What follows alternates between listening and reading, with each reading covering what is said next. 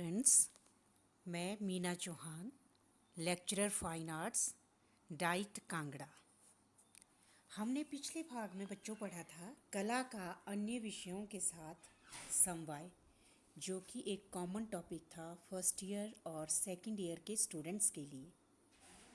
इस भाग में हम पढ़ेंगे कला अनुभव की योजना तथा संगठन और इसका वार्षिक, मासिक तथा साप्ताहिक प्रारूप।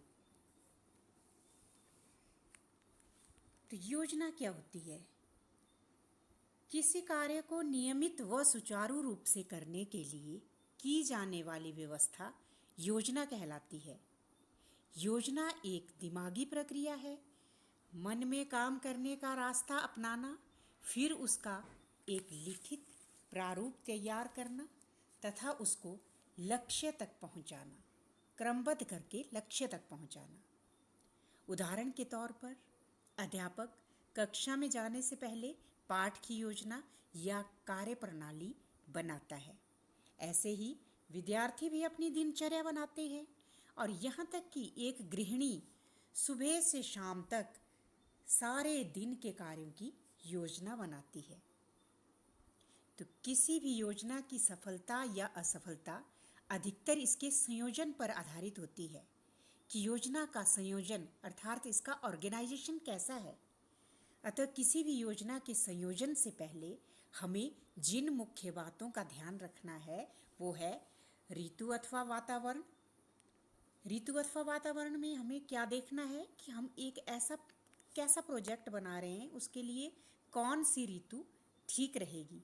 जैसे मान लो चौक बनाने का कार्य हम कर रहे हैं या रंगोली बनाने का काम कर रहे हैं या ड्राइंग पेंटिंग कंपटीशन कर रहे हैं, तो उनकी इन कामों के लिए वर्षा ऋतु उपयुक्त नहीं रहेगी।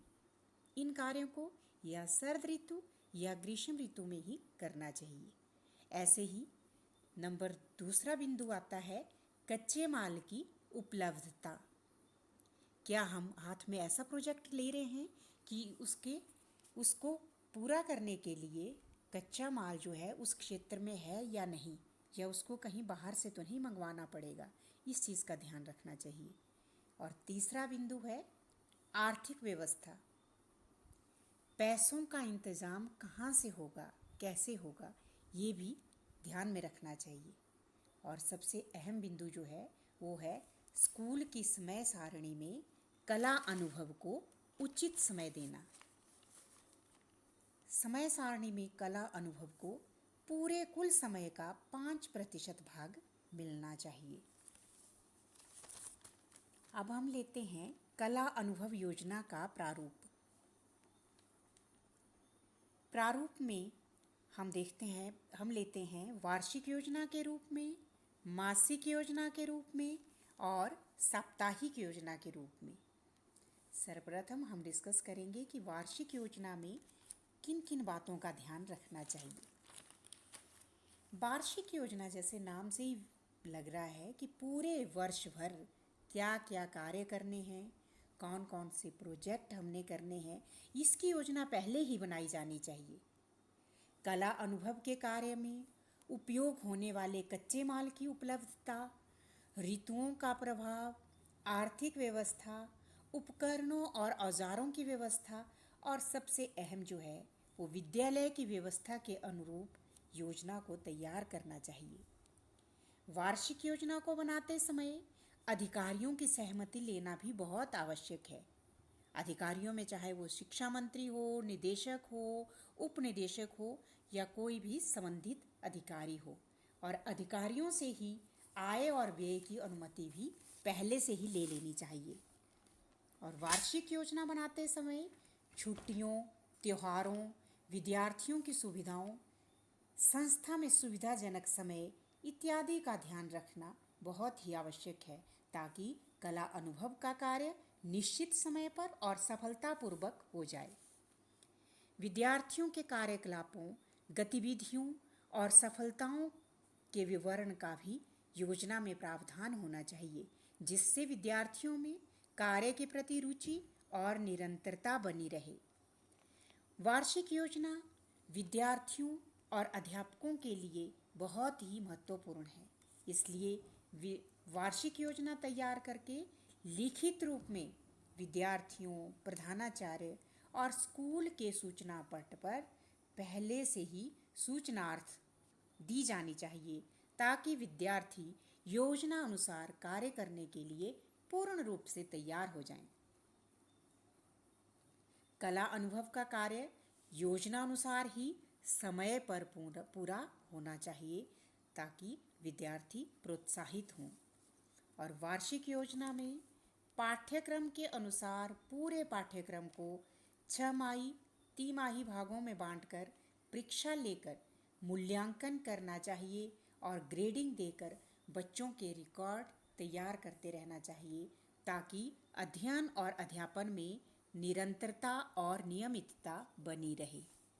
हम लेंगे मासिक योजना का प्रारूप। मासिक कला अनुभव योजना वार्षिक योजना के अनुसार ही बनानी चाहिए।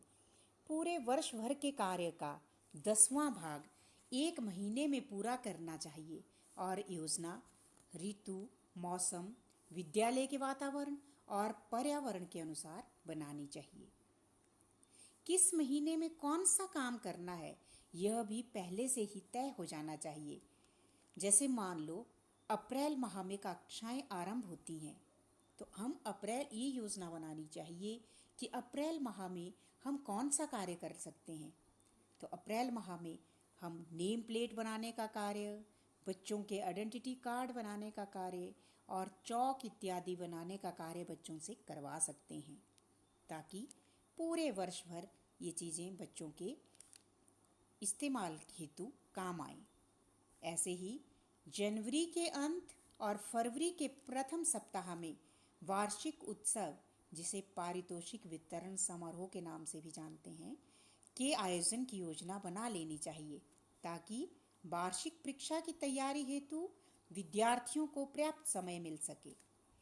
वार्षिक उत्सव के दिन अभिभावकों को निमंत्रण पत्र देकर समारोह में सम्मिलित होने का अवसर देना चाहिए, ताकि अभिभावक विद्यालय और विद्यार्थियों की शैक्षिक व अन्य गतिविधियों का अवलोकन कर सके।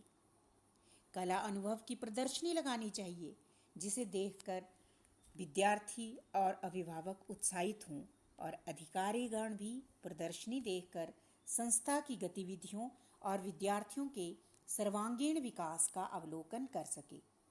और अंत में मुख्य अतिथि द्वारा विद्यार्थियों को पुरस्कार देकर सम्मानित करना चाहिए, ताकि वे आगे के लिए और भी प्रोत्साहित हों।